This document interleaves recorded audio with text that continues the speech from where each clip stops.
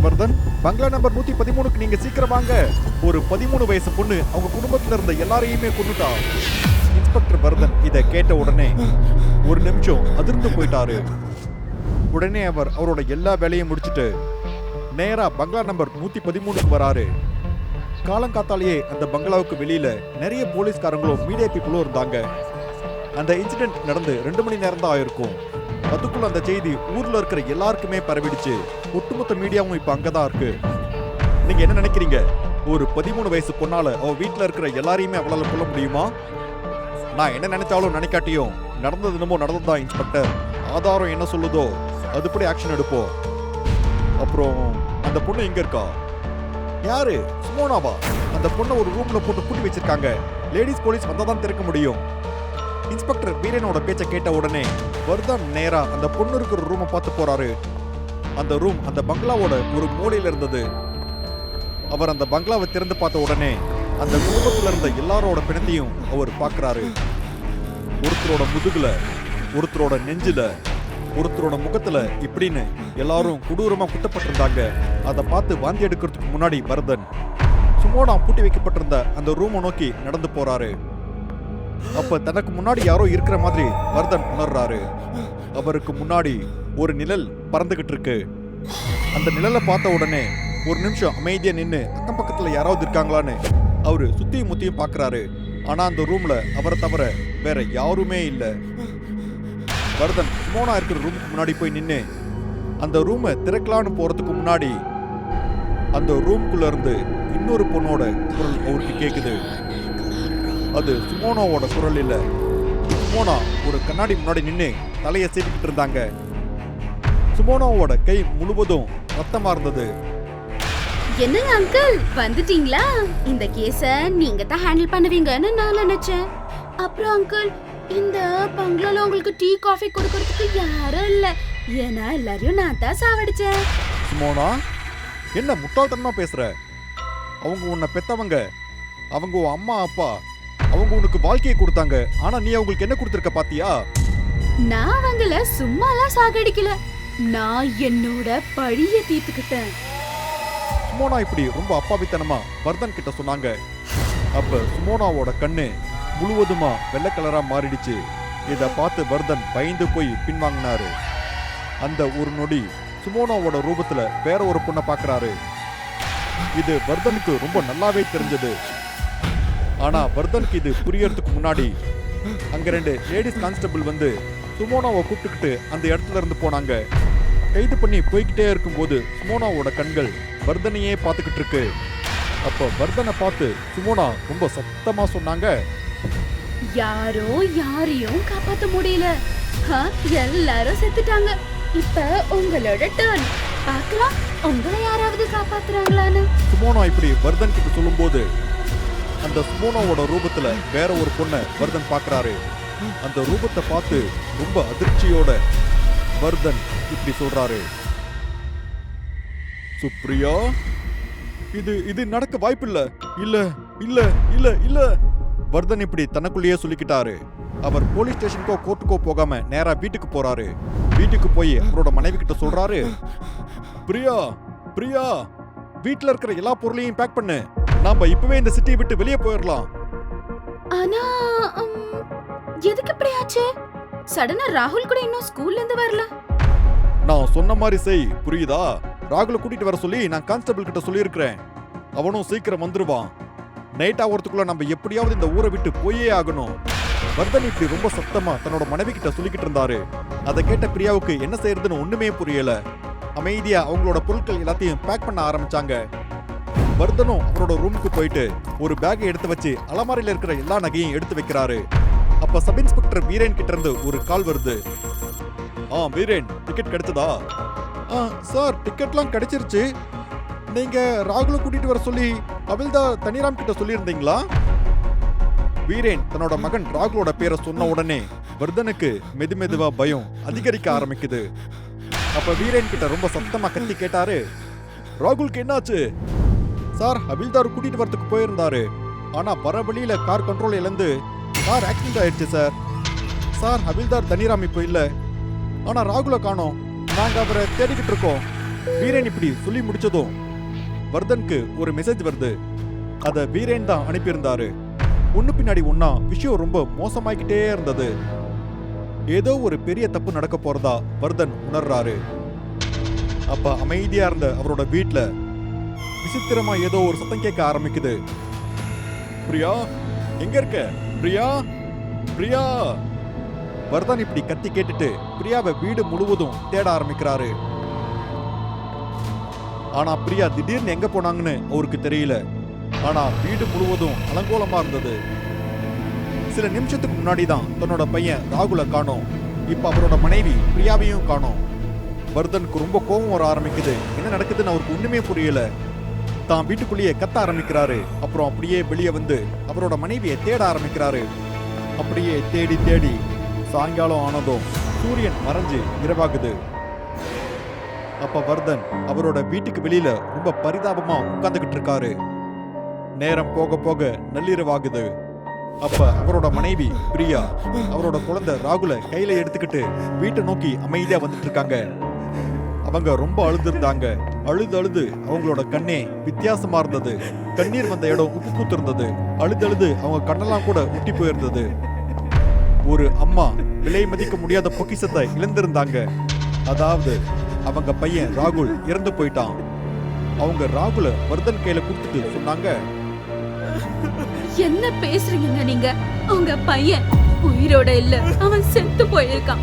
அவனுக்கு இந்த நிலைமை வர்றதுக்கான காரணம் என்னன்னு கூட உங்களுக்கு நல்லாவே தெரியும். உங்க குடும்பத்துக்கு இருக்க இந்த சாபம் இன்னும் முடியலன்னு நினைக்கிறேங்க. இன்னும் முடியல. இப்படி சொல்லிட்டு பிரியா வீட்டுக்குள்ள போயிட்டாங்க. அப்ப வர்தன் இறந்து போன தன்னோட மகனை கையில வச்சுக்கிட்டு அங்க முட்டி போட்டு ரொம்ப சத்தமா அழ ஆரம்பிச்சாரு. தான் மகனை கையில வச்சு அப்படி அழுதுகிட்டே இருக்கும்போது திடீர்னு வீட்டுக்குள்ள இருந்து தண்ணி விழுற மாதிரி சத்தம் கேக்குது. கூடவே ஏதோ ஒரு வாசனை அடிக்குது. அந்த வாசனையை முகர்ந்த உடனே அவர் வீட்டுக்குள்ள ரொம்ப வேகமா ஓடி போறாரு. அவர் உள்ள போய் பார்த்த உடனே பிரியா அவங்களோட உடல் மேல மண்ணெண்ணெயை ஊத்திக்கிட்டாங்க. கையில ஒரு தீப்பெட்டியும் வச்சிருந்தாங்க. பிரியா தன்னைத்தானே எரிச்சுக்க போறாங்க அப்படின்னு தெரிஞ்ச வர்தன் பிரியா கிட்ட கெஞ்சி கேட்கிறாரு, இல்ல பிரியா, அப்படி பண்ணாத. எனக்கு உன்னை தவிர இந்த உலகத்துல வேற யாருமே இல்ல. என்ன நம்பு பிரியா, நான் ஒண்ணுமே பண்ணல. வர்தன் இப்படி சொல்லிக்கிட்டே இருக்கும்போது திடீர்னு வர்தனுக்கு பின்னாடி இருந்து ஒரு குரல் கேக்குது. சொல்லுங்க போலீஸ் அங்கிள், இதெல்லாம் பார்த்த பிறகு கூட உங்களுக்கு நிம்மதியா இல்லையா? அந்த குரலை கேட்ட உடனே வர்தன் பின்னாடி திரும்பி பார்க்கறாரு. அப்போ அவரோட மகன் ராகுல் தான் கை கால்களை நிலத்துல ஊனி ஒரு மிருகம் மாதிரி வர்தனை நோக்கி வந்துட்டு இருந்தான். ராகுலோட இந்த நிலைமையை பார்த்து ராகுலை தூக்கறதுக்காக பிரியா ராகுலை நோக்கி ஓடி போனாங்க. ஆனா பிரியா போகக்கூடாதுன்னு வர்தன் தடுத்தாரு. இல்ல பிரியா, அது நம்ம பையன் ராகுல் இல்ல. என்னது? இவன் நம்மளோட ராகுல் இல்லையா? என்ன சொல்றீங்க? இவன் நம்ம ராகுல் இல்லனா நம்ம ராகுல் எங்க? பிரியா வர்தனோட காலரை பிடிச்சு இப்படி ரொம்ப கோவமா கேட்டுக்கிட்டு இருந்தாங்க. அப்ப வர்தன் திக்கிக்கிட்டே சொன்னாரு, பங்களா நம்பர் 113ஓட உண்மையான ஓனர்னா அது சுப்ரியா ராய்ச்சந்தர். அவங்கள அவங்களோட சித்தி வேணும்னே மென்டல் ஆக்கிட்டாங்க. அப்புறம் அவங்களோட ரூம்லயே அவங்கள பூட்டி வச்சுட்டாங்க. கடந்த 8 வருஷங்களா அவங்க அவங்களோட ரூம்லயே தான் இருக்காங்க. ஒரு நாள் அவங்களோட சித்தி எனக்கு கால் பண்ணி கூப்பிட்டாங்க. எங்களோட ஃப்ரெண்ட்ஷிப்பா இருந்து எனக்கு ப்ரொமோஷன் வாங்கி தரேன்னு சொன்னாங்க. ஆனா அதுக்கு பதிலா நான் அவங்களுக்காக ஒரு வேலை செஞ்சு கொடுக்க வேண்டியதா இருந்தது. ப்ரொமோஷன் சொன்ன உடனே அவங்க சொன்னதுக்கெல்லாம் நான் சரின்னு சொல்லிட்டேன். அப்போதான் நான் முதல் தடவையா சுப்ரியாவை சந்திச்சேன். அவங்க 6 மாசம் பிரெக்னெண்டா இருந்தாங்க. அவங்க ஒரு வேலைக்காரங்களோட பொண்ணுன்னு அவங்க சித்தி என்கிட்ட சொன்னாங்க. யாருக்கும் தெரியாம அவங்களுக்கு அபார்ஷன் பண்ண சொல்லி என்கிட்ட சொல்லியிருந்தாங்க. வர்தன் இப்படி தான் மனைவி கிட்ட சொல்லிக்கிட்டே இருக்கும்போது அவரோட பையன் ராகுல் அவரை தாக்கிடுறான். அப்புறம் அவரோட நெஞ்சை கிழிச்சு அதோட மாமிசத்தை சாப்பிட ஆரம்பிச்சான். பிரியா வர்தனை காப்பாத்துறதுக்கு ரொம்பவே முயற்சி பண்ணிக்கிட்டு இருக்காங்க. வர்தனும் ராகுல் கிட்ட இருந்து தப்பிக்கிறதுக்காக எவ்வளவோ முயற்சி பண்ணிக்கிட்டு இருக்காரு. ஆனா அவரால் ஒண்ணுமே பண்ண முடியல. அப்ப திடீர்னு வர்தனுக்கு ஒரு கால் வருது. கால் பண்ணது வீரேந்தர். வர்தன் அந்த கால் எடுத்து பேச ஆரம்பிக்கிறாரு. சார், நான் தோண்டி அந்த டெட் பாடி எடுத்துட்டேன் சார். நான் இப்போ என்ன பண்றது? டெட் பாடி அப்படிங்கிற வார்த்தையை கேட்ட உடனே ராகுலோட உடம்புல இருக்கிற சுப்ரியா எழுந்துடுறாங்க. ஏன்னா வீரேந்தர் பேசிட்டு இருக்கிற அந்த பாடி சுப்ரியா ராய்ச்சந்தோடது தான். வீரேந்தர் அப்படி சொன்னதை கேட்டு வர்தன் சொல்றாரு, வீரேந்த், அந்த பாடி எரிச்சிரு இப்பவே. வர்தன் அந்த பாடியை எரிக்க சொன்ன உடனே ராகுலோட உடம்புல இருக்கிற சுப்ரியாவோட ஆத்மாவுக்கு இன்னும் கோவம் வந்து அவரை தாக்க ஆரம்பிக்குது. அதால வர்தனோட நிலைமை ரொம்ப மோசமாயிட்டு இருந்தது. வர்தனோட உடம்புல கடைசியா மூச்சு மட்டும்தான் பாக்கியா இருந்தது. ஆனா அவர் உயிரோட தான் இருந்தாரு. உங்களை சாகடிக்காம எனக்கு சாந்தி கிடைக்காது. உங்களை கூட கண்டிப்பா நான் சாகடிக்க போறேன்.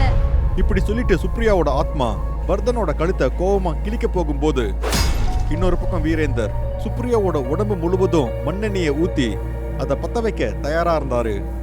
அப்போ அந்த நேரத்துல ராகுலோட உடம்புல இருந்த சுப்ரியாவோட ஆவி வர்தனோட மனைவி பிரியாவோட உடம்புக்குள்ள போயிடுது.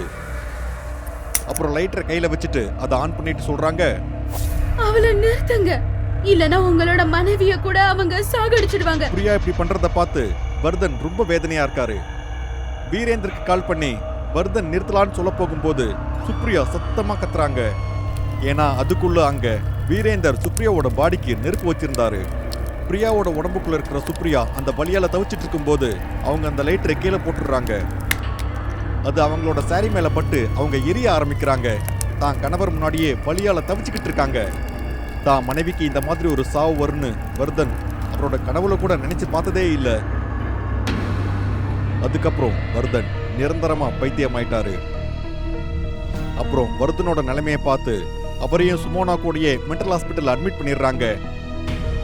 அப்புறம் 7 வருஷங்களா 2 பேரும் ஒரே மென்டல் ஹாஸ்பிட்டல்ல தான் இருக்காங்க. சுமோனா அப்புறம் வர்தன் 2 பேரும் ஒரு வீல் சேர்ல உட்காந்துக்கிட்டு பேசிக்கிட்டு இருந்தாங்க.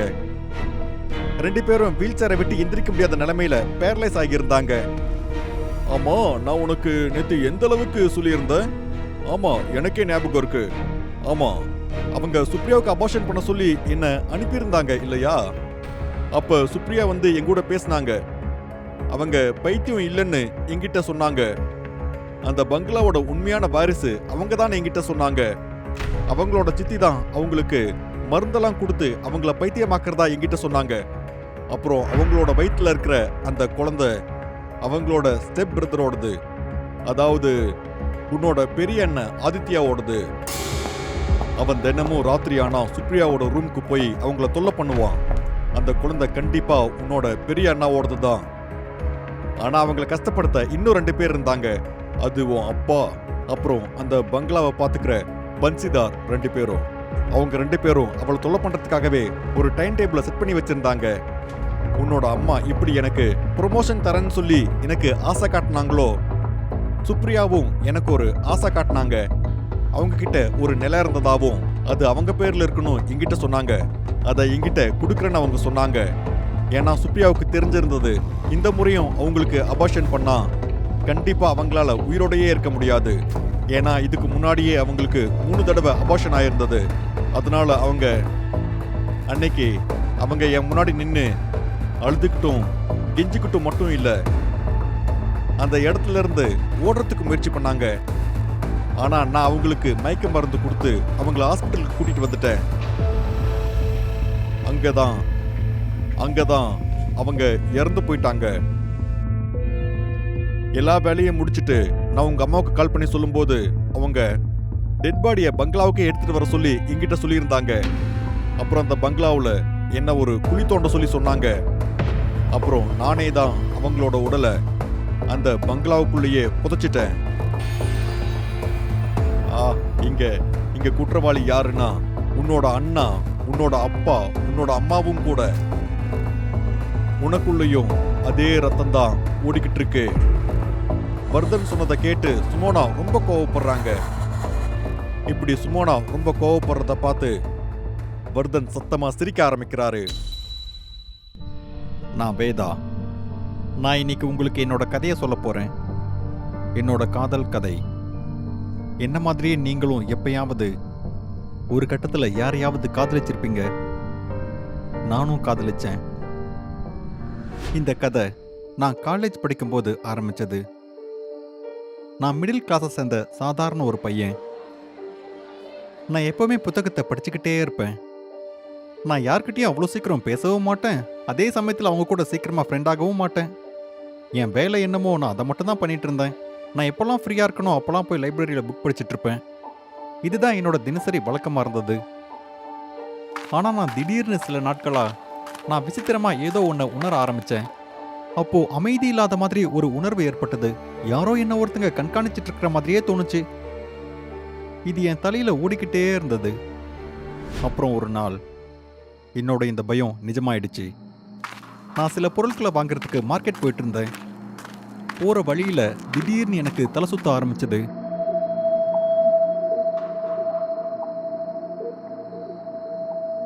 அட, எனக்கு மூச்சு அடைச்சிக்கிட்டு வருதே. ஏதோ விசித்திரமா இருக்கு. எனக்கு உடம்பு சரியில்லைங்கிற மாதிரி தோணிட்டு இருக்கு. எக்ஸாம் வேற நெருங்கிட்டு இருக்கு. நான் எங்கேயாவது மயங்கி கீழே விழுந்துட்டேன்னா அது பெரிய பிரச்சனையாயிடுமே. என் மனசுக்குள்ள நானே பேசிக்கிட்டு அதே இடத்துல மயங்கி கீழே விழுந்துட்டேன். அப்போ ஒரு பொண்ணு வந்து தண்ணி கொடுத்து அந்த பொண்ணு சொன்னுச்சு, வேத், கொஞ்சம் தண்ணி குடி வேத், உனக்கு கொஞ்சம் ரிலாக்ஸ் ஆகும். உண்மையை சொல்ல போனா அந்த பொண்ணோட முகத்தை பார்க்க முடியாத அளவு நான் மயக்கத்துல இல்லை. முதல்ல கொஞ்சம் தண்ணியை குடிச்சு கொஞ்சம் சமாளிச்சுக்கிட்டேன். தண்ணியை குடிச்சிட்டு நான் அந்த பொண்ணை மெதுவா பார்த்தப்போ என் வாயிலிருந்து ஒரு வார்த்தை கூட வரல. அவ எந்த அளவுக்கு அழகா இருந்தான்னா அந்த தேவதையே எனக்கு எதிரில் வந்து உட்கார்ந்துட்டு இருந்த மாதிரி இருந்தது. ரொம்ப அழகான கருப்பு கண்கள், முட்டி வரைக்கும் நீளமான முடி. அப்புறம் அந்த பொண்ணோட சிரிப்பு எப்படி இருந்ததுன்னா செத்தவங்க கூட அதை கேட்டு எழுந்து வந்துருவாங்க. சாரி, இதுக்கு முன்னாடி நான் உங்களை எங்கேயும் பார்த்ததே இல்லையே. என் கிளாஸ்ல தான் நீங்க படிக்கிறீங்களா? நான் அந்த பொண்ணுக்கிட்ட அப்படி கேட்டுக்கிட்டே அக்கம் பக்கம் சுத்தி பார்த்தேன். எனக்கு ஏதோ கொஞ்சம் விசித்திரமா தோண ஆரம்பிச்சது. ஏன்னா நாங்க 2 பேரும் இருட்டான ரொம்ப அமைதியான ஒரு இடத்துல இருந்தோம். அப்புறம் அந்த இடத்துல எங்க 2 பேரை தவிர வேற யாருமே இல்லை. வேத், ஒரே கிளாஸ்ல படிக்கலனாலும் நம்ம 2 பேரும் ஒரே காலேஜ்ல படிக்கிறோம். நான் உன்னை எவ்வளவு வாட்டி பார்த்திருக்கேன். ஆனாலும் ஒரு வாட்டி கூட நீ என்ன பார்த்ததே இல்ல. உன்கிட்ட பேசணும்னு ரொம்ப ட்ரை பண்ணிட்டேன். ஆனா என்னால உன்கிட்ட பேசவே முடியல. பொண்ணுங்களுக்கு கூட ஃபர்ஸ்ட் சைட்ல லவ் ஆகும் பாஸ். அந்த பொண்ணு சொன்னதை கேட்டு நான் ரொம்ப வெக்கப்பட்டேன். ஆனா நான் என் ஃபீலிங்ஸை கண்ட்ரோல் பண்ண ரொம்ப முயற்சி பண்ணேன். உண்மையாவா? என் கூட பேசணும்னு நினைச்சியா? ஏன் அப்படி என்கிட்ட என்ன பார்த்த? நான் சொன்னதை கேட்டு அந்த பொண்ணு சிரிக்க ஆரம்பிச்சா. உண்மையை சொல்லணும்னா அந்த பொண்ணோட சிரிப்புல விழுந்தது இது 2வது முறை. இப்ப அந்த பொண்ணு என் இதயத்துல இருந்தா. நாங்க 2 பேரும் இருட்டில் உட்காந்து பேசிக்கிட்டு இருந்தோம். அன்னைக்கு ஒரு நாள் சந்திச்சது இப்போ தினமும் வழக்கமாயிடுச்சு. நாங்க 2 பேரும் காலேஜ்லேயே மீட் பண்ணிட்டு இருந்தோம். எந்த லைப்ரரி அப்புறம் எந்த புக்ஸ்ல நான் மூழ்கி கடந்திருந்தனோ அந்த இடத்துல இப்ப இந்த பொண்ணு தான் இருந்தா. நான் இப்ப காலேஜ் போறத கூட விட்டுட்டேன். தினமும் நாங்க ஒரு பாம்பு ஜோடிகள் மாதிரி நாங்க 2 பேரும் எப்பவுமே ஒன்னா இருந்தோம். நாங்க ஒருத்தருக்கு ஒருத்தர் உடல் அளவுல ரொம்ப க்ளோஸ் ஆயிட்டோம். பெரியவங்க சொல்லுவாங்கல்ல, ஒரு காரணத்துக்காக காதலிக்கிற காதல் அந்த காரணம் முடிகிற வரைக்கும் மட்டும்தான் இருக்கும்னு. அப்படி ஒரு நாள் அந்த பொண்ணு எந்த ஒரு துணியும் இல்லாம என் முன்னாடி நின்று என்னையே பார்த்துக்கிட்டு இருந்தா. அப்ப நான் அவகிட்ட ஒரு விஷயத்த கேட்டேன். அதை கேட்டதும் அவ அப்படியே ரொம்ப அமைதியாயிட்டா. நாங்க பல மாசங்களா ஒன்னாதான் இருக்கோம். எங்களுக்குள்ள எவ்வளவோ நடந்திருக்கு. ஸ்வீட்ஹார்ட், நீ என்கிட்ட உன் பேரை கூட சொன்னதில்லையே. நான் எப்ப கேட்டாலும் நீ என்ன கிண்டல் பண்ணிக்கிட்டே இருக்க. ஆனா இன்னைக்கு இல்ல, உன்னோட பேர் என்னன்னு எனக்கு தெரிஞ்சே ஆகணும்.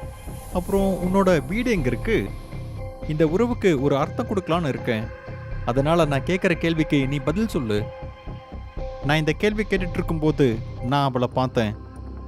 அவளோட கண்ணு ரத்த கலர்ல மாறி இருந்தது. பார்க்க ரொம்ப பயங்கரமா இருந்தா.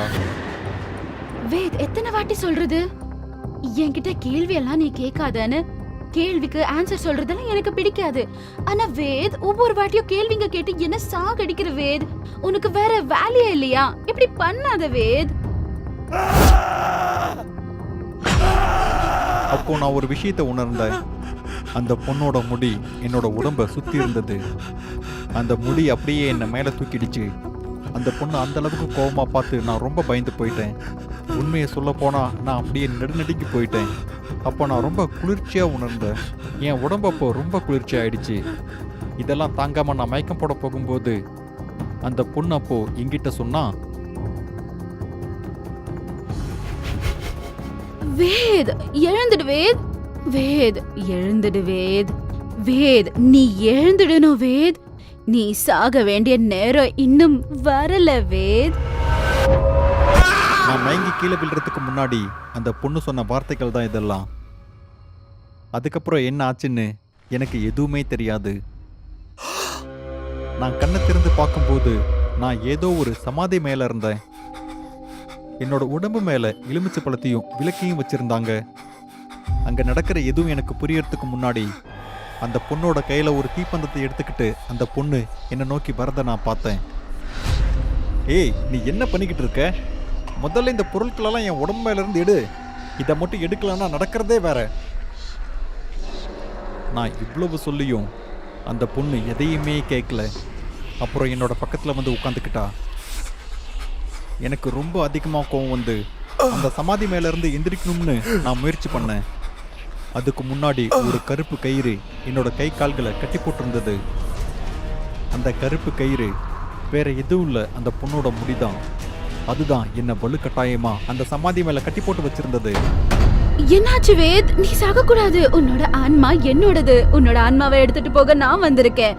என்ன, உனக்கு என்ன ஞாபகம் இல்லையா? யார் நீ? உனக்கு எங்கிட்ட இருந்து என்ன வேணும்? நான் உனக்கு என்னதான் பண்ணேன்? நான் உன்னை காதலிச்ச ஒரே ஒரு பாவத்துக்காக நீ என்ன கொல்ல போறியா? சொல்லு, கொல்ல போறியா? நான் சொன்னதை கேட்டு அந்த பொண்ணு சிரிக்க ஆரம்பிச்சா. அப்புறம் அந்த பொண்ணு அன்பா என் கண்ணத்தை தடவிக்கிட்டு இருந்தா. காதலா? வேத், நீ ரொம்ப அழகு. சத்தியமா உன்னை உயிரோட தான் விட்டு போகணும்னு மனசு சொல்லுது. ஆனா உன்னை விட்டு போகவே முடியாது. ஆனா அந்த பொண்ணு சொன்ன எதுவுமே எனக்கு புரியல. அப்ப அந்த பொண்ணு ஒரு விஷயத்த சொன்னா. அதை கேட்டு நான் அப்படியே உறைஞ்சு போயிட்டேன். வேத், ஒருவேளை நான் உன்னை சாகடிக்கலனாலும் எப்படியாவது நீ கொஞ்ச நேரத்துல சாகதா போற. ஏன் உனக்கு இந்த விஷயம் தெரியாதுல்ல? உன்னோட தலையில ஒரு டியூமர் வளருது. அதனால நீ எப்ப வேணாலும் சாகலாம். எப்படியோ சாகதானே போற. டியூமர் பதிலா என் கையில சாவு. என்னோட ஆசை கூட நிறைவேறும்ல. என்ன சொல்ற வேத்? தயவு செய்து ஒத்துக்கோ வேத். நீ சொல்றதெல்லாம் உண்மைதானா? நீ சொல்றத நான் எப்படி நம்புறது? நீ உன்னோட நல்லதுக்காக என்கிட்ட பொய் கூட சொல்லலாம்ல. அது மட்டும் இல்லாம இவ்வளோ நாளா நீ பொய் தானே சொல்லிக்கிட்டு இருந்த. முதல்ல காலேஜ் பத்தின பொய், அப்புறம் காதலை பத்தின பொய், இப்போ சாவை பத்தின பொய். பொய்யை தவிர நீ வேற எனக்கு என்னதான் கொடுத்துருக்க? எனக்கு உன் மேல சுத்தமா நம்பிக்கையே இல்லை. நான் இதை சொல்லிட்டு இருக்கும்போது அந்த பொண்ணோட கண்ணு ரத்தம் மாதிரி அப்படியே சிவப்பு கலரா மாறி இருந்தது. முன்ன விட இப்ப அந்த பொண்ணு ரொம்ப பயங்கரமா இருந்தா. அவளை பார்க்கவே பயமா இருந்தது. அந்த பொண்ணை பார்த்துட்டு இருக்கும்போது மறுபடியும் என்னோட உடம்பு குளிர்ச்சி ஆயிடுச்சு. அந்த பொண்ணு அப்ப சொன்னதை கேட்டு நான் அப்படியே உறைஞ்சு போயிட்டேன். நான் ஒரு கிச்கண்டிடா, கிச்கண்டி. ஒருத்தரோட முகத்தை பார்த்து அவங்க எப்படி சாவாங்க, எப்ப சாவாங்க, அவன் எந்த வியாதியில சாவான்னு நான் சொல்லிடுவேன். அது உன் மூஞ்ச பார்த்த உடனே நான் கண்டுபிடிச்சிட்டேன். நீ ஒரு கேவலமானவன்.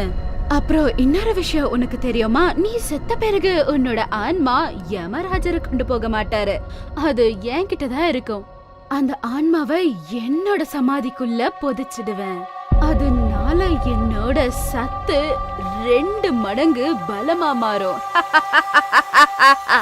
இப்ப இந்த தீபம் மட்டும் ஆறி போகணும். இது ஆறின உடனே தீபம் ஆறின மாதிரி உன்னோட உயிரும் பறந்து போயிடும். கிச்கண்டிங்கிற பேரை கேட்ட உடனே என் மனசுல ஓடிட்டு இருந்த எல்லா கேள்விகளும் ஒரு நொடியில அமைதியாயிடுச்சு. கிச்கண்டி ஏன் என்கிட்ட வந்தா? அப்புறம் நான் ஏன் அடிக்கடி மயங்கி கீழே விழுந்துகிட்டு இருந்தேன்? அப்புறம் நான் ஏன் குளிர்ச்சியா உணர்றேன்? என் மூளை ஏன் உறைஞ்சு போகுது? இந்த எல்லா கேள்விகளுக்கும் எனக்கு பதில் கிடைச்சிடுச்சு. அது மட்டும் இல்லாம கிச்கண்டி சொன்ன அந்த டியூமர் விஷயமும் உண்மைதான். அப்ப என்னோட தலையில வலி மெதுவா அதிகரிக்க ஆரம்பிச்சது. அதை ஒவ்வொரு நொடியும் உணர ஆரம்பிச்சேன். என்னால் அதை தாங்கிக்கவே முடியல. நான் என் உயிரை காப்பாத்திக்க ரொம்ப முயற்சி பண்ணேன். கிச்கண்டியோட முடியல. என்னோட கை கால்கள் எந்த அளவுக்கு கட்டப்பட்டிருந்ததுன்னா என்னால் அசையக்கூட முடியல.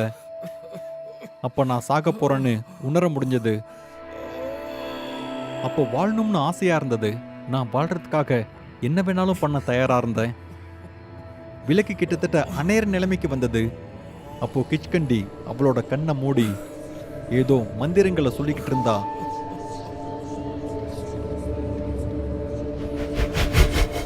வேத், இதான் உன் கடைசி வாய்ப்பு. இப்ப நீ எதுவுமே பண்ணலன்னா உன்னால எப்பவுமே எதுவுமே பண்ண முடியாது. எனக்குள்ளேயே நான் இதை சொல்லிக்கிட்டு அப்படியே எல்லா சக்தியும் ஒன்று சேர்த்து கிச்கண்டியோட முடியிலிருந்து வெளியே வர முயற்சி பண்ணேன். இப்படியோ ரொம்ப கஷ்டப்பட்டு கிச்கண்டியோட சமாதியிலிருந்து வெளியே வந்துட்டேன். ஆனா இப்பவும் கூட கிச்கண்டி அவன் முடியால என்ன கட்டி போட்டிருந்தா. அப்போ கிச்கண்டி எனக்கு சொன்ன ஒரு விஷயம் ஞாபகத்துக்கு வந்தது. கிச்கண்டி என்கிட்ட சொல்லியிருந்தா என்னோட உயிரை அவ முடியில தான் கட்டி வச்சிருக்கான்னு. அதனால தான் அவ முடியோட சக்தி அதிகமாயிட்டே இருக்கு. ஒருவேளை நான் அவ முடிய வெட்டிட்டா அவ எதில் என்ன கைது பண்ணுவா?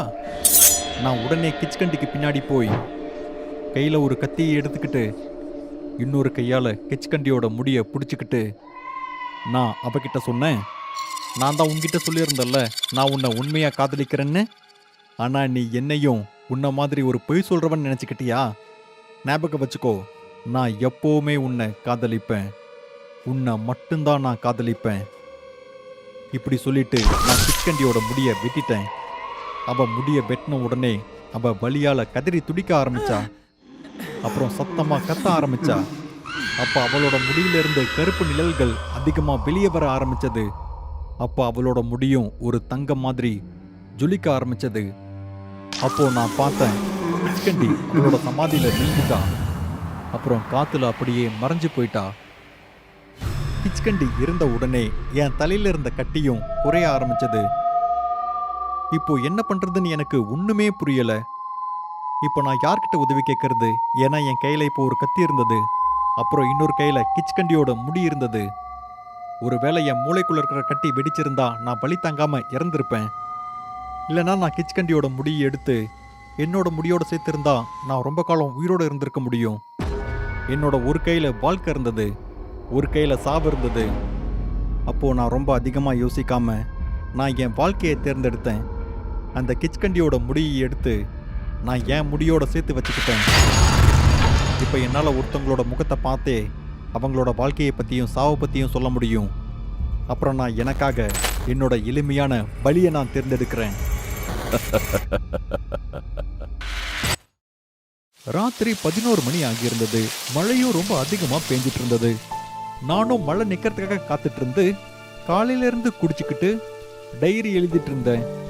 இன்னைக்கு நான் வேலைக்கு போகல, சமைக்கவும் யாருமே இல்லை. நான் என் குழந்தை குஷியோட போட்டோக்கு முன்னாடி உட்காந்துட்டு அவளை பற்றி யோசிச்சுக்கிட்டு ரொம்ப வருத்தப்பட்டுக்கிட்டு உட்காந்துட்டு இருந்தேன். அப்ப எனக்கு என் குழந்தையோட குரல் கேட்டுச்சு. அப்பா அப்பா, என் கூட விளையாடுறீங்களாப்பா? எப்ப கேட்டாலும் என் கூட விளையாட மாட்டீங்க. அட்லீஸ்ட் இன்னைக்கு விளையாடுங்கப்பா. இன்னைக்கெல்லாம் நீங்க வீட்ல தானே இருக்கீங்க. சரி, நான் எங்க ஒளிஞ்சிருக்கேன்னு கண்டுபிடிங்கப்பா. அப்பா வாங்கப்பா. என் குழந்தையோட குரல் கேட்ட உடனே நான் ரொம்ப பயந்து போயிட்டேன். நான் வேலையில இருந்து வந்ததுக்கு அப்புறம் நானும் குஷியும் தினமும் ராத்திரி ஐடென்சி கேம் விளையாடுவோம்.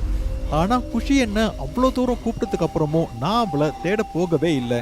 ஏன்னா உண்மையிலேயே கொரோனா காரணமா என் குழந்தை 2 நாளைக்கு முன்னாடியே இந்த உலகத்தை விட்டே போயிட்டா. யார் என்ன விளையாட கூப்பிடுறாங்க? என் குழந்தை வந்துட்டாளா? இல்லை இது என் பிரம்மையா?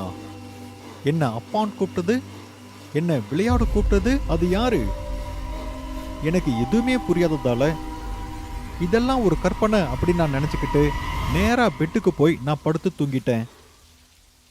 நான் பெட்டில் படுத்து கொஞ்ச நேரம் தான் ஆகியிருந்தது. அப்போ எனக்கு திடீர்னு தோணிட்டு இருந்தது, என்னோட பொண்ணு குஷி என் மேலே உட்காந்துக்கிட்டு அவளோட நீளமான நகத்தால என் பெட்ஷீட்டை இழுத்துக்கிட்டு இருந்தா. அப்புறம் அவ அழுதுகிட்டே என்கிட்ட சொன்னா, அப்பா இங்க இருட்டுல எவ்வளவு நேரம் உங்களுக்கு வெயிட் பண்றதுப்பா, நீங்க வரவே இல்ல. எனக்கு ரொம்ப ரொம்ப பயமா இருந்துச்சு. இப்ப பார்த்தா நீங்க தூங்குறீங்களா? அப்பா வாங்கப்பா, நான் உங்களை கூட்டு போதான் வந்தேன். அப்பா நம்ம 2 பேரும் சேர்ந்து ஆடலாம்ப்பா. என் பெட்ஷீட்டை யாரோ ஒருத்தங்க இழுத்துட்டு இருக்கிறத உணர்ந்து நான் திடீர்னு பயந்து போய் எழுந்துட்டேன். ஆனா எனக்கு எதிரில் யாருமே இல்லை. பயத்தால நான் என் கண்ணை கூட மூடவே இல்லை. என்னோட போதையெல்லாம் தெளிஞ்சு போயிடுச்சு. குஷியோட குரல் இன்னமும் எனக்கு கேட்டுக்கிட்டே இருந்தது. ஆனா இது எப்படி சாத்தியம்? நான் குஷியை என் கையால நான் புதைச்சிருந்தனே. ஆனா இதெல்லாம் யோசிச்சுக்கிட்டே நான் எப்ப தூங்குனேன்னு எனக்கே ஒண்ணுமே தெரியல. அடுத்த நாள் காலையில யாரோ ஒருத்தங்க டோர் பெல் அடிச்சாங்க. நான் எழுந்துட்டேன். ஹேங் ஓவரால என் தலை ரொம்ப வலிச்சது. தலைவலியால என் தலை அப்படியே உடையிற மாதிரி இருந்தது. நான் தலைவலியோட கதவு திறந்தேன். எதிரில் ஹரியா நின்னுக்கிட்டு இருந்தாரு. ஹரியா பால்காரர். அட ஹரியா, இன்னைக்கு இவ்வளோ சீக்கிரம் வந்துட்டீங்க? சார் என்ன சொல்றீங்க? மணி 10 ஆகுது. சண்டேனா நீங்க இவ்வளவு நேரம் தூங்கிட்டே இருப்பீங்களா என்ன? இல்ல ஹரியா, அது என்னன்னா நான் என்ன நினைச்சிட்டு இருந்தேன்னு ஹரியாவுக்கு சொல்ல முயற்சி பண்ணேன். நான் சொல்றத கேட்டு அவர் என்ன நினைப்பாரோ அப்படின்னு நினைச்சு நான் அமைதியாயிட்டேன். நேத்து நடந்த விஷயங்களை நான் ஹரியா கிட்ட சொன்னா அவர் எங்க என்ன பைத்தியக்காரன் நினைச்சிட்டு வரோன்னு நினைச்சு எனக்கு பயமா இருந்தது. இந்த பயத்தால நான் ஹரியா கிட்ட இருந்து பால் கூட வாங்கல. அவரை அப்படியே திரும்ப போக சொல்லிட்டேன். நான் டீச்சரா வேலை செஞ்சுக்கிட்டு இருக்கேன். இன்னைக்கு சண்டேங்கிறதால நான் வீட்லயே இருக்கேன். வீட்லயே இருக்கிறதால வீட்டை கிளீன் பண்ணலான்னு நான் யோசிச்சுக்கிட்டு இருக்கேன். என் மனைவி மாயா உயிரோடு இருக்கிற வரைக்கும் எல்லா வீட்டு வேலையும் அவங்களே தான் பண்ணிட்டு இருந்தாங்க. ஆனா ஒரு ஆக்சிடென்ட்ல அவங்களும் இறந்து போயிட்டாங்க. அதுவும் குஷியை என்கிட்ட விட்டுட்டு. ஆனா குஷியும் இறந்து போனதுக்கு அப்புறம் இந்த வீட்டில் இருக்கிறது ரொம்ப வெறுமையா தோணுது. ஆனா வேணாம்னு தோணியும் நான் வீட்டை கிளீன் பண்ணலான்னு முடிவு பண்ணேன். வீட்டு வேலைலாம் முடியறதுக்குள்ளேயே சாயந்தரம் ஆயிடுது. இதனால நான் எவ்வளோ டயர்டானேன்னா நான் பெட்ல படுத்த உடனே தூங்கி போயிட்டேன். நான் கண்ணை திறந்து பார்க்கும்போது பாதி நைட் ஆகியிருந்தது. அப்ப சமைக்கிறதுக்கு எனக்கு மனசில்ல. வீட்டில் இருக்கிற பிரெட்டை வச்சு எதையோ சமைச்சு நான் என்னோட வயிறை நிரப்பிக்கிட்டேன். நான் சாப்பிட்டு நேரா போய் பெட்ல படுத்துக்கிட்டேன். அப்ப யாரோ ஒருத்தங்க கதவை தட்டுற சத்தம் கேட்குது. அட, யார் இந்த நேரத்துல? என்ன தூங்க விடுவீங்களா மாட்டீங்களா? இப்படி எதையோ சொல்லிக்கிட்டு நான் கதவை திறக்கலாம்னு போகும்போது அப்போ திடீர்னு யாரோ ஒருத்தங்க என் காலை பிடிச்ச மாதிரி தோணுச்சு. நான் பின்னாடி திரும்பி பார்க்கும்போது என் காலை பிடிச்சு என் காலில் இருக்கிற மாமிசத்தை சாப்பிட்டு அவ என்கிட்ட சொன்னா, அப்பா மறுபடியும் ஏதோ ஊருக்கு போறீங்களா? அப்பா வாங்கப்பா, நான் உங்களை எவ்வளவு கெஞ்சி கேக்குறேன்ப்பா, என் கூட ஹைட் அண்ட் சீக் விளையாடுங்கப்பா. குஷியோட கண் ரெட் கலரா இருந்தது. அவளோட பாதி முகம் அப்படியே அழுகி போயிருந்தது. அதுல பூச்சிகளும் புழுக்களும் இருந்தது. அப்புறம் அவளோட நகம் எவ்வளோ நீட்டா இருந்ததுன்னா அவ என் காலை பிடிக்கும் போது அவ நகம் என் காலை குத்திக்கிட்டே இருந்தது. அப்போ மறுபடியும் யாரோ ஒருத்தங்க கதவை தட்டுற சத்தம் கேட்குது. அப்போ நான் கதவு பக்கம் பார்த்துட்டு இருந்தேன். நான் மறுபடியும் பின்னாடி திரும்பி பார்க்கும்போது அங்க யாருமே இல்லை. அப்புறம் என் கால்லையும் எந்த ஒரு இடத்துலையுமே காயங்கள் இல்லை. மறுபடியும் இது என் பிரம்மன் நினைச்சுக்கிட்டு பெருமூச்சு விட்டுட்டு நான் முன்னாடி போனேன். நான் போய் கதவை திறந்த உடனே அதை பார்த்து அப்படியே உறைஞ்சு போய் நின்னுட்டேன். அப்பா என்ன மறந்துட்டீங்கல்ல? உங்களுக்கு ஒரு பொண்ணு ஞாபகமே இல்ல. நான் உங்க பொண்ணு குஷிப்பா, உங்களை கூட்டு போகத்தான் வந்தேன். வாங்கப்பா, நம்ம 2 பேரும் சேர்ந்து விளையாடலாம். இதை கேட்டதும் அப்படியே எனக்கு தலைகால் புரியாம இருந்தது. எனக்கு அதிகமா மூச்சு வாங்கிட்டு இருந்தது. நான் ரொம்ப பயந்து போய் அப்படியே கதவை சாத்திட்டேன். என்னோட பயமும் சரி குஷியும் சரி என்னை தனியா விடவே இல்லை. நான் இதெல்லாம் சமாளிக்க முயற்சி பண்ணிட்டு இருக்கும் போது திடீர்னு வீட்டோட மூலையில இருந்து குஷி சத்தமா கத்துற சத்தம் கேட்டுச்சு. அப்பா என்ன புடிங்கப்பா, அப்பா அப்பா என்ன புடிங்க, அப்பா அப்பா. என்னப்பா அப்படி பாக்குறீங்க? அப்பா நான் இங்க இருக்கேன்ப்பா, எனக்கு வலிக்குதுப்பா, நான் இங்க தான் ஒளிஞ்சிருக்கேன். அப்பா வாங்கப்பா. ஆனா இது எப்படி சாத்தியம்? கொஞ்ச நேரத்துக்கு முன்னாடி தானே குஷி வீட்டுக்கு வெளியில இருக்கிற மாதிரி சத்தம் கேட்டுச்சு. அப்புறம் எப்படி அவளோட குரல் வீட்டுக்கு உள்ள இருக்கிற மாதிரி கேட்கும்? நான் ஒரு பைத்தியக்கார மாதிரி குஷியோட குரலை பின்தொடர்ந்து போயிட்டு இருந்தேன். சில நேரம் பெட்டுக்கு கீழே, சில நேரம் கபோர்ட் உள்ள, சில நேரம் கிச்சன்ல, சில நேரம் சோஃபாவுக்கு பின்னாடின்னு எந்தெந்த இடத்துலலாம் குஷி போய் ஒளிஞ்சிப்பாளோ அந்த எல்லா இடத்துலையும் நான் தேடி பார்த்தேன். ஆனா குஷி அங்க எங்கேயுமே இல்லை. ஆனா இப்பவும் குஷி அவ கூட விளையாடுறதுக்காக என்னை கூப்பிட்டுக்கிட்டு இருந்தா. அவளோட குரல் இப்பவும் என் காதுல கேட்டுக்கிட்டே இருந்தது. அந்த குரலை கேட்டு எனக்கு ரொம்ப அதிகமா மூச்சு வாங்கிட்டு இருந்தது. அப்பதான் நான் பார்த்தேன், கபோர்டுக்குள்ள இருந்து என் பொண்ணு குஷி 4 கால்ல என்னை நோக்கி நடந்து வந்துகிட்டு இருந்தா. அப்பா என் கூட விளையாட மாட்டீங்களா? நான் உங்க பொண்ணு குஷிப்பா, உங்களை கூட்டு போகத்தான் வந்தேன். வாங்கப்பா, நம்ம 2 பேரும் சேர்ந்து விளையாடலாம். ஆனா இது எப்படி சாத்தியம்? கொஞ்ச நேரத்துக்கு முன்னாடி தானே குஷி வீட்டுக்கு வெளியில இருக்கிற மாதிரி சத்தம் கேட்டுச்சு. அப்புறம் எப்படி அவளோட குரல் வீட்டுக்கு உள்ள இருக்கிற மாதிரி கேட்கும்? நான் ஒரு பைத்தியக்கார மாதிரி குஷியோட குரலை பின்தொடர்ந்து போயிட்டு இருந்தேன். சில நேரம் பெட்டுக்கு கீழே, சில நேரம் சோஃபாவுக்கு பின்னாடின்னு எந்தெந்த இடத்துலலாம் குஷி போய் ஒளிஞ்சிப்பாளோ அந்த எல்லா இடத்துலையும் நான் தேடி பார்த்தேன். ஆனா குஷி அங்க எங்கேயுமே இல்லை. உங்க குஷி உங்களுக்கு பிடிக்காதா? நான் உங்களுக்காகத்தான் வந்திருக்கேன். உங்களை கண்டிப்பா கூட்டு போவேன். அப்பா வாங்கப்பா, தனியா இருக்க பயமா இருக்கு. குஷி அவளோட கையை நீட்டி அவளை தூக்கிக்க சொல்லிக்கிட்டு இருந்தா. ஆனா என்ன நடக்குதுன்னு எனக்கு ஒண்ணுமே புரியல. இதெல்லாம் எனக்கு புரியறதுக்கு முன்னாடியே அப்படியே எனக்கு கண்ணே இருட்டிக்கிட்டே வந்தது. நான் கண்ணை திறந்து பார்க்கும்போது எனக்கு எதிரில் ஹரியா நின்றுக்கிட்டு இருந்தாரு. விடிஞ்சு போயிருந்தது. நான் வீட்டுக்கு வெளியே மயங்கி போயிருக்கிறத எல்லாரும் பார்த்துக்கிட்டு இருந்தாங்க. சார், நீங்க நல்லா தானே இருக்கீங்க? உங்களை இந்த நிலைமையில பார்த்து நான் ரொம்பவே பயந்து போயிட்டேன். ஹரியா ஹரியா என்னை எழுப்பி மறுபடியும் வீட்டுக்குள்ள கூட்டிட்டு போனாரு. ஹரியா, நான் நல்லா தான் இருக்கேன். நீ கவலைப்பட வேண்டிய அவசியமே இல்லை. ஆனா சார், உங்களுக்கு என்னாச்சு? நீங்க வெளியே மயங்கி போய் கீழே விழுந்து கிடந்தீங்க. ஹரியா கேட்ட கேள்விக்கு நான் எதுவுமே பதில் சொல்லாம அமைதியா தான் இருந்தேன். அதுக்கப்புறம் நான் இதை ஒரு கெட்ட கனவா நினைச்சு நடந்த எல்லாத்தையும் சொல்ல ஆரம்பிச்சேன். ஹரியா, எனக்கு ஒண்ணுமே புரியல. நான் மயங்கி ஏதாவது கீழே விழுந்துட்டனோ என்னவோ. அப்படியா சார்? வாங்க வந்து கொஞ்சம் ரெஸ்ட் எடுத்துக்கோங்க. நான் எக்ஸ்ட்ரா பாலா கிச்சன்ல வச்சிருக்கேன். நீங்க அதை சூடு பண்ணி குடிச்சுக்கோங்க. அப்படி சொல்லிட்டு ஹரியா என்னோட வீட்ல இருந்து வெளியே போயிட்டாரு. அப்ப நான் யோசிச்சுட்டு இருந்தேன். நேத்து நான் பார்த்த விஷயங்கள், அப்புறம் நான் உணர்ந்த அந்த விஷயங்கள், இதெல்லாம் என் பிரம்மையா? இல்ல இதெல்லாம் உண்மைதானா? இல்ல, அது கனவு ஒன்றும் இல்ல. நான் அவளை பார்த்தேன். அது உண்மைதான். அவ என் பொண்ணு குஷிதான். குஷியை பார்த்து என் கண்ணு என்னைக்குமே பொய் சொல்லாது. இந்த அமைதியான வீட்ல தனியா உட்காந்துக்கிட்டு தனக்கு தானே பேசிக்கிட்டு இருந்தேன். இது நிஜமா பிரம்மையா? கனவுக்கும் நிஜத்துக்கும் நடுவுல மாட்டிக்கிட்டு அதுல இருந்து என்னால வெளியே வரவே முடியல. அதை பத்தி நான் யோசிச்சுக்கிட்டே இருந்தேன். அப்ப என் போனுக்கு ஒரு கால் வந்தது. அது ஒரு அன்னோன் நம்பர்.